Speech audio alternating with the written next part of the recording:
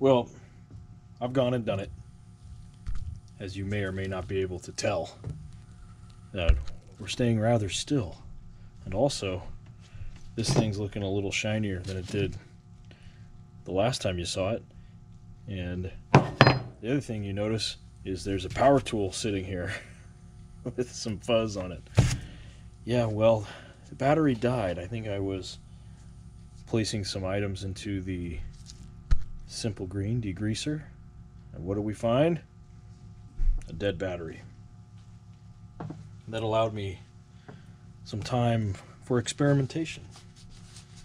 And that experimentation included grabbing my sander, my handheld sander, and trying out some technique on this rigid wrench. We've still got a ways to go, so I'll give you an idea of how that works. Why not? But let's talk about camera work. Let's talk about why I'm not wearing the camera on my head. I was going a bit nuts, as it were, figuratively, while looking at a few of the remaining electronic stores that exist that one can walk into in this day and age, and finding that in all of the different GoPro accessories, there's none that is just going to make it so I can strap it to an old-fashioned standard tripod, camera tripod, which I have many. At the moment now I'm using a Sunset Catalina, a vintage aluminum tripod that I've been using for a long time. I'm able to put my phone on this tripod. I'm able to... Anyway, I was having an issue with that, finding the attachment that would allow me to screw it on. Well, lo and behold, my box that the GoPro came in, this very GoPro that I'm using, had the attachment in there. It was it's a plastic one that the thing was attached to the box that way. Who's the smart guy now? Who's laughing now? It's me. I was losing my mind thinking about it, figuratively, of course. And it was there the whole time. But why was it strapped to my head? Well, I do videos for work, and part of that is I'm out in the field, let's say bypassing a ballast in a U-bend or some kind of plumbing project, or other such encounter with something strange and unusual, and I strap the camera to my head and I let people know what to expect out there in the wide world. Don't really have much use for a tripod, but at the bench here, yeah, we want a tripod. So, how far did I get? Last week I got to 240. So we're starting at, well, 3 something. What's the one after that? It's 400. So yeah, this is, I think, a 3. Let's see if we can cheat here. Can we see in there? Not on that side. It looks like, yeah, I got all the branding I want. Yeah, it's a 320. So we're gonna do a 320 here. Really, you do a couple passes. It's actually quite simple. It's going to create a lot of dust. I have a mask on, some glasses, and let's get to it. I'll just give you an example of what this looks like. And we'll get as far as we can here. The plan I have a 400 and an 800. Now when I get to this 800, let's say, yeah, when I get to 800, that'll be the last I use the... So yeah, we'll just do 3 pieces of sandpaper here on the wrench. And that should be good enough. After that, it will be by hand because it's wet sanding. You don't want to use... Oh, anyway, I would suggest an orbital sander. That would probably work better, but this is what I have laying around, so...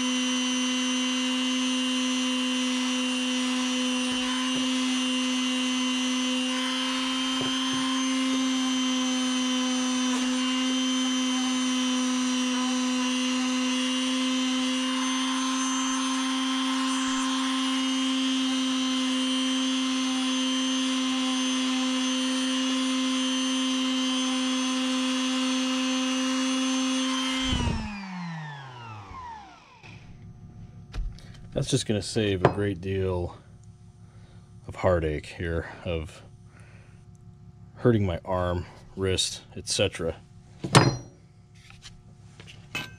Let's not forget this part right here.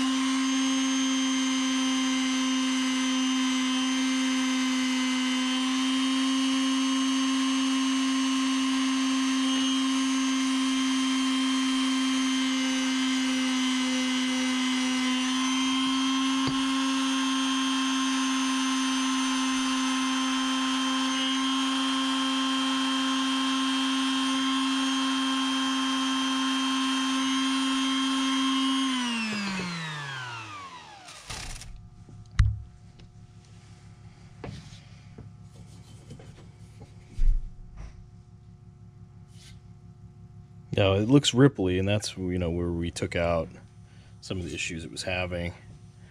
That's becoming a little more noticeable, but man, we're getting a real good finish there. And this brings up a point I think I've brought up before, and that is, do we need to get so extreme? Do I need to go above 320? Probably not. If you talk to a lot of woodworkers, not necessarily people working in metal, but woodworkers, or you may purchase a lot of these items like sanders and whatnot, they'll tell you don't go over the 240. That's too extreme. With metal, with polishing metal, you can get real extreme. There's compounds, rubbing compounds, and all sorts of things that can get, like, to the untrained eye. This is great, especially on camera. Now, if you were here in person, you'd see more of the imperfections, but as the light shines on that, it's a noticeable difference.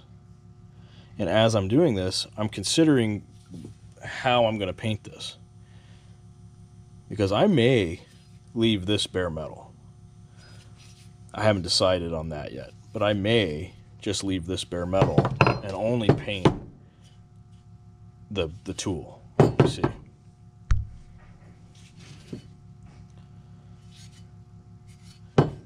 because of the effect that I'm getting here already. As you can see, it's already And that we haven't even scratched the surface yet, so to speak. But enough of that. You understand how to sand things. I'm going to do a lot of that sanding off camera. If there's complaints about that, if you just want to see me sand things forever, then actually it looks like 280 is where I stopped. If you want to see me sand things forever, well, we can do that. You tell me. I know I don't want to sit through that. It's like, oh, relive that again. And then how much editing can you really do with that? Does that make sense? As I'm doing these, I'm getting an idea of what I actually want to accomplish. And, well, there's a multitude of things I'd like to accomplish or like this to be about, more than just, here's how you fix tools. There's plenty of that out there. Are my opinions, is my personality worth tuning in for? I don't know. I'm trying maybe more of a deconstructed approach, let's say, to this whole concept, a genre, if you will, of tool restoration, which is kind of a fad at this point. I think we can all agree on that. And there's really cool stuff out there, and there's no question about it. So here we are. We've got the pipe threader,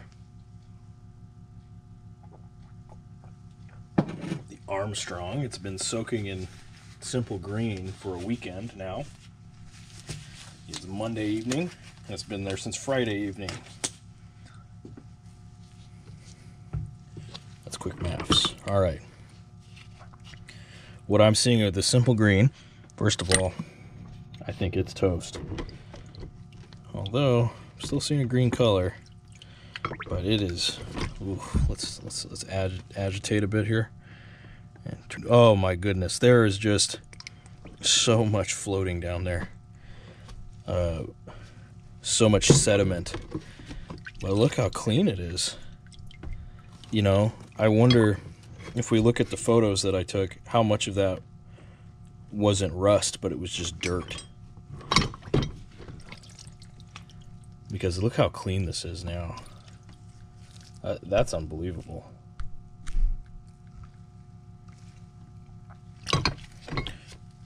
So I think what I'm going to have to do here, I'm going to have to dump this simple green out. And we'll dry these pieces off and put in the Evapo-Rust treatment and just get it glistening at that point, because there is still some rust in here. Not much, but enough to bother me. So let me quickly dump this out.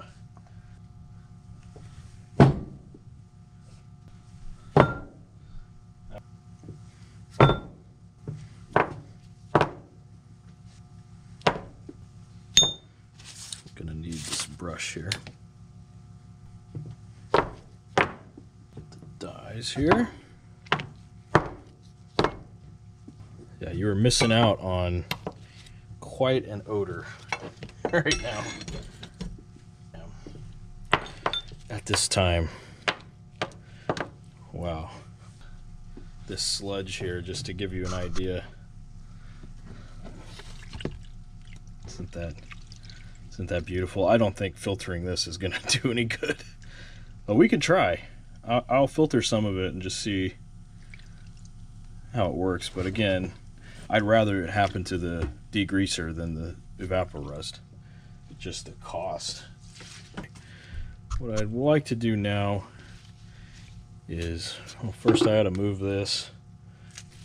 Just gonna give this a good scrub and dry off.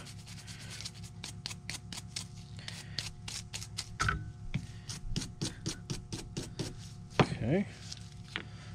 Get another rag here. So this is a new process for me, having the camera on the tripod, and so the way I'm working here is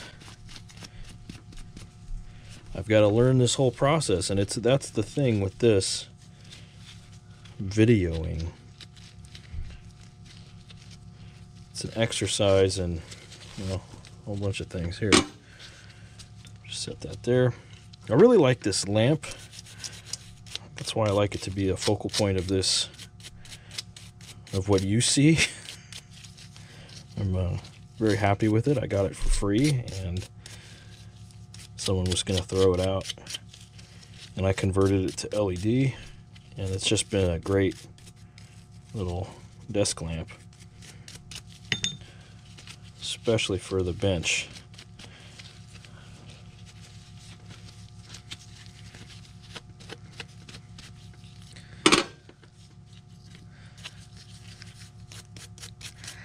Yeah, there's quite a bit of rust on these dies here, but the degreaser cleaned it pretty well, and if you were so inclined, you could just degrease and then get to sanding or wire wheeling. You wouldn't have to do the chemical process. I am going to use the chemical process for this. There are certain things I don't use it on, and I mentioned earlier about I've got projects stacked up ready to go. Well, I've got some that are non-tool related. Well, I've got some cast iron that I'd like to use. We're getting towards the colder months here, and over the past few months, I've built up quite a collection of cast iron, used cast iron, and I've gotten one piece seasoned, and I'm using it pretty frequently, but I've got a Dutch oven and a couple skillets or frying pans, whatever you, in America we call them skillets. The rest of the world, I don't know, they call them something else, but fry pans or something. They don't say frying pan, it's fry pan. I don't know, it's weird. Anyway, it's like aluminum versus aluminium. Yeah, that's aluminum as far as I'm concerned. When I go to the scrapyard, they call it aluminum, right? Okay, anyway, so I've got some cast iron cookware that I'm going to possibly and most likely film the process of refurbishing. I don't think I'll include the seasoning process, which is, well, I'm going to be doing that at home. But as far as getting it cleaned up and ready to season, well, we can show you that. No problem.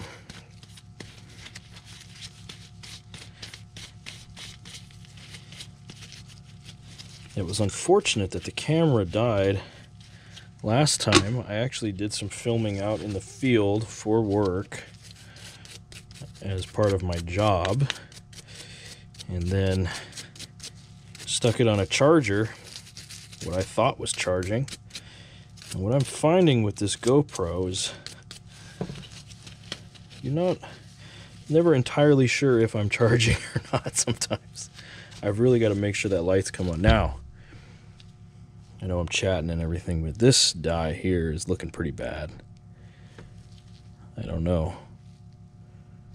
This isn't looking too good. I didn't notice that. It probably was so dirty. Well, we'll see. We'll test it out. This one too. Is it the same? Yeah. So somebody was cutting into something too hard, or who knows what, throwing it around. The real question is, are these replaceable? Are there, like, I have a ratcheting pipe threader that, I don't remember what the brand is, but I could buy another brand's dies that work right, that will work with it. I used another person's dies once just to see. It's all compatible. They're all the same. This one, I don't know. I'll have to look into that. This is more of a, I saw a big hunk of rust at one of my usual haunts, and like, well, I gotta have that. It's all complete, you know, or appeared to be complete. These were in real bad shape, these nuts or whatever they are that hold the die in. These were real rusty, so they still are. I think we're going to see the biggest difference with these once we get them into the Evapo-Rust. But as I was saying about the cast iron, I don't use Evapo-Rust on the cast iron when I refinish that. And it's not for any particular reason. Like, I think I don't want the Evapo-Rust to get in my food or anything like that. I just don't do it. It's a flat surface. I'm able to get everything off that I need to with sandpaper, with the wire wheel, and other things as well. I'd rather use the Evapo-Rust on something like tools or parts, that kind of thing, for machine parts or auto parts, old tools, you know, this kind of stuff.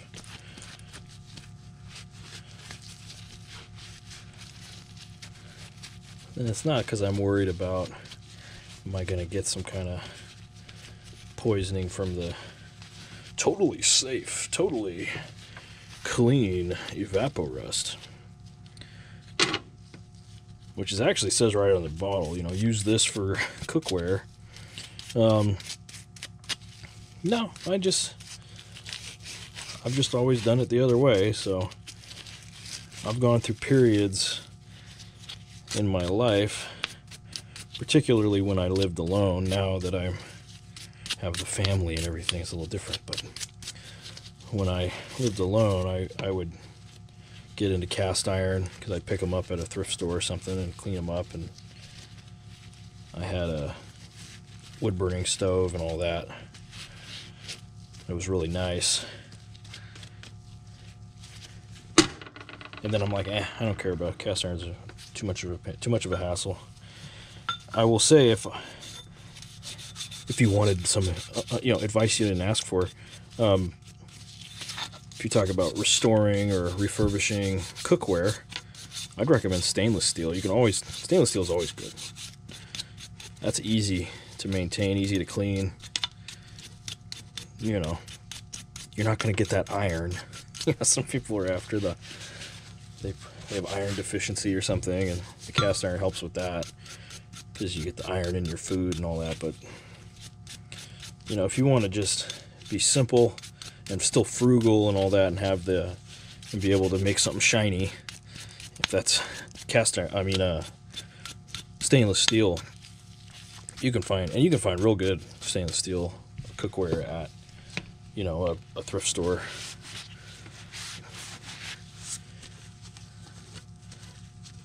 I mean, I've been able to find, I've got cookware, stainless steel, that I found at a Goodwill in Oregon about 15 years ago. I'm still using that pretty much every day. So, but we're getting into those colder months, and I've been slowly accumulating cast iron, and among other things, and now I'm like, oh, that'll be nice when it's cold. All that heat, it'll retain the heat. That's one of the pros of it. Just about got all the little pieces to where I want them. Just doing very gentle scrub. As you can see, we've got tons of crud has come off of these, and there will be more in the Evapo-Rust, I'm sure. And that is just part of the deal. As I go through this process, I realize why the majority, if not the overwhelming majority, of these restoration videos are fast cuts. It's because this is tedious work, but I think realistically you need to understand that this is something you want to get into. This is quite tedious work, but it's fun.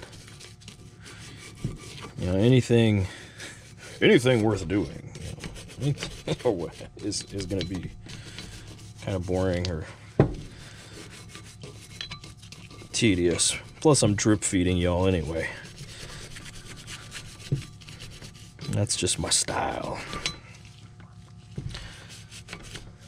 And what happened here, I don't know. This looks like it's gotten into some scuffs here. Some pieces missing. Could be just bad.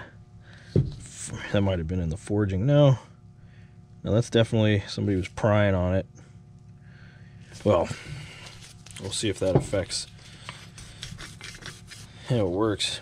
What caught my eye originally was the word Bridgeport.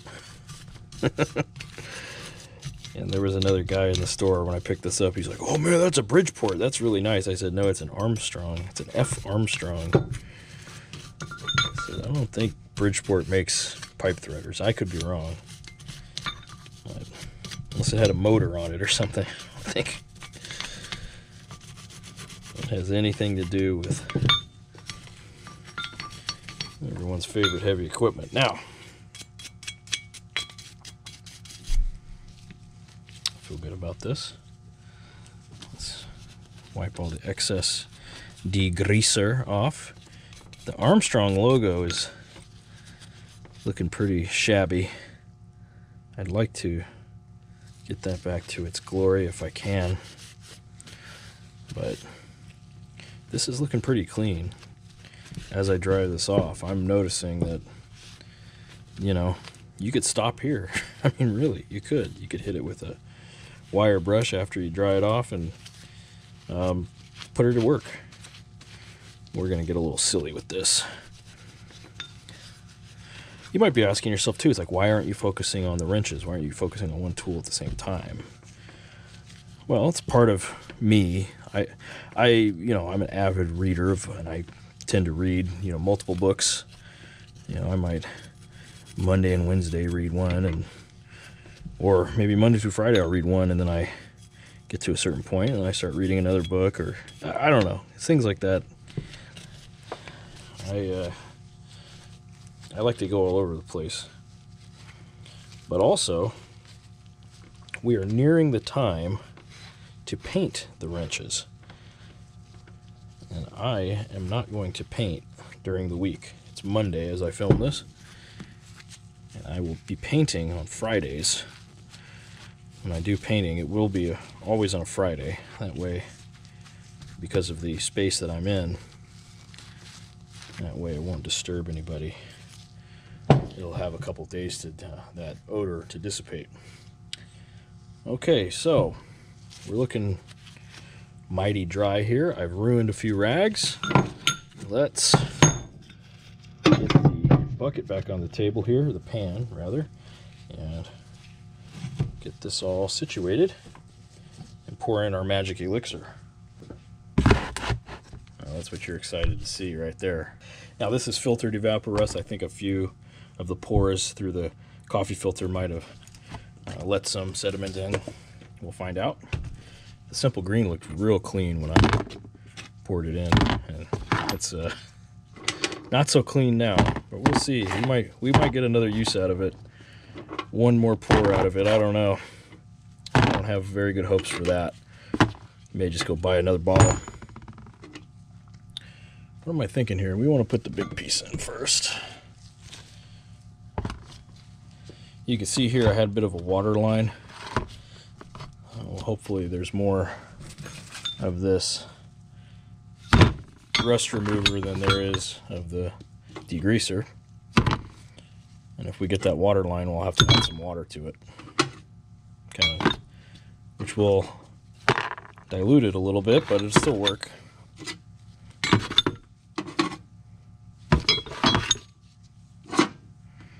Dilute, that's another very American thing. Instead of saying, you know, English people, and I don't know about Canadians or Australians or others, but I'll tell you, English people for sure will tell you that it's not dilute, it's dilute. or divest instead of divest. Those kinds of things. See that? See how clear that is? Yeah. Yeah, you filter this. Filter your chemicals. Okay? Just pour it through a coffee filter, you'll be good to go.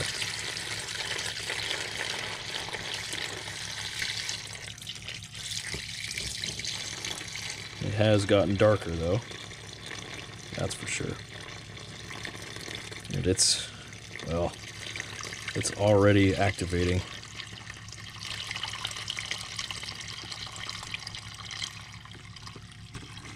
Ah, the perfect pour. Yeah, I'm gonna have to add some water, which I'll do off camera. This will be fine. I'm probably gonna soak this for 2 days, just to make sure I get everything. I'll check on it tomorrow and decide what I'll do, I guess. But other things I've done, sometimes you can get away with. Let me see, is this too wide? Yeah, sometimes you can prop something under it so that your larger pieces are on one side, and it will, that way you don't have to dilute it with water. But meh, you can already see it floating at the top here, some discoloration, rust color appears to already be affecting that. Yeah, this stuff is a magic elixir. And as I've been steeping myself in some of this, these restoration videos, I'm seeing guys use vinegar and all sorts of things. I don't know, I've never tried that. I know when I was real young, I liked to get pennies really shiny. And my grandmother, who was born in 1921, she told me to use some lemon juice to shine up the pennies, and that worked. And all the coin collectors out there, no, don't shine your coins. Oh gosh, who wants shiny things, right? Well, we do. That brings up another funny thing, I guess. I was in an antique store recently for a totally different purpose. I wasn't looking for old tools, but there was a bunch of old tools there. Seeing that patina I was talking about, I think about, what if I bought all these and shined them up? The seller would probably lose their mind. Got a nice patina on everything, and I would just ruin it by making it shiny. In certain cases, like for instance, this guy and this guy, well, they look cool like that. But I want to get this guy in its full glory. I'll take that out and use it. These things are great because they have that real heavy spring in there. You can really snap the jaw back. This thing's just neat, but I'm kind of finding that these aren't too rare or anything. I don't think any tool is necessarily rare, but they're cool. You know, I like cool stuff and make it shiny, and we can do that. So, what have we got on the plate? What I want to get next into some degreasing is this guy. All right, you remember him? The Walworth, the genuine Stilson. Yeah, I want to get that degreased, derusted. And the plan with this one is to paint it black. The original kind of what I call the Model T black. That was a Henry Ford black, whatever you want to call it. What he liked. All car, paint them black. Yeah, paint it black. That's what we want. Now, I never forgot about this guy, the Erie Tools. This has mostly smooth surfaces, so you know what I want to do with this is I want to turn this into a mirror, essentially. I think this one would be a perfect candidate to just chrome it out. And we can do that because it's totally smooth, everything, except for the nut here. So there's that. And then we've also got another 18-inch rigid. I believe I showed you before. We've got this guy. What's the plan here? Well, I'm going to decide on this. This is a more modern one. As I'm looking at it, it has more in common with the newer ones that I have. So it doesn't say, oh, we can compare it right now, just on the right here. So this says trade rigid, very large mark, patent number, okay, 18. This says sign of small, rigid, heavy duty, 18, okay. Then we look on the other side. The Ridge Tool Co. Ohio, however you pronounce that. Elvira, yes, Ohio, USA, 18. This also says that. Now, if we look at, we can see that it just says Rigid USA 14, Rigid USA 14 on both sides. It's the same. So this is absolutely modern, but it has this, has that groove in there. These other ones don't have that. So I don't know what else I could show you today other than we've got something getting degreased. Here's the plans for the future. And yeah. And I'm also making a very horrific discovery. I'll show it to you right now. Hold on. I missed a die. Can you believe it? That's what I get. You know, maybe some of you think, you know, your bench is messy, you're unorganized. Well, you got me on that one, because yeah, I missed a very important part. So what we're going to do here, watch this. What I'm going to do, because they're such small parts, if I could get this makeshift safety pin out, I mean, maybe if I used a proper tool here. It's not like I'm without tools here. I can do a job.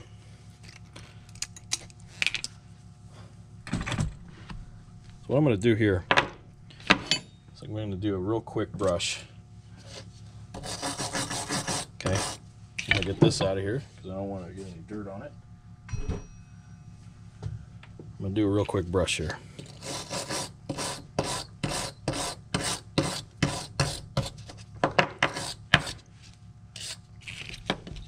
I already took the gloves off, which is unfortunate. I'll lay this down. And where's my little... Where's that brush I was scrubbing with just a moment ago? You're all laughing at me. They're like, I saw where you put it. I know what you did with it. Why don't you know? Oh yeah, get your... That's right here. Swish it around in the degreaser here. Just give it a little scrubby dub.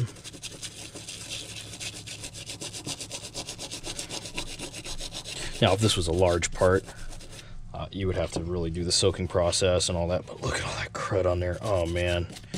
Yeah, this is going to ruin the Evapo-Rust for sure. But like I said, I've thrown in worse, just straight in. That's what I'll do. I'll switch it around in there. Yeah. Yeah. Already took the gloves off and everything. Yucky. But yeah, let's scrub a dub here.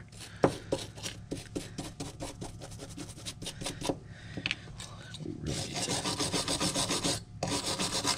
Gosh. This is some foul stuff here. Let's try this finer toothed. Yeah, that's a little better.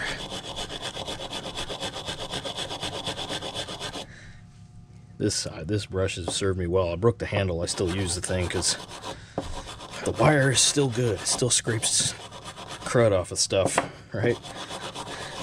Which is what I want it to do.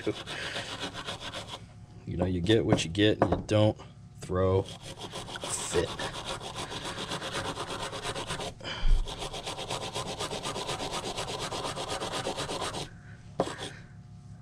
Thought I was going to walk out of here, go home. There it was, staring me in the face. Don't forget about me. Yeah, I forgot about you. I didn't even see you. I was so frazzled, you know, over the camera burning out. I didn't even notice. Yes, sir. So, what I'm going to do, I'm just going to throw it in there. It's fine. Whatever, you know. we'll get more.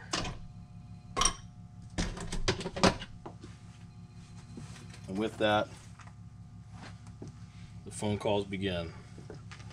I want to thank you for joining me today, and we'll see you next time, where the steady hand. Whoa, whoa, yeah.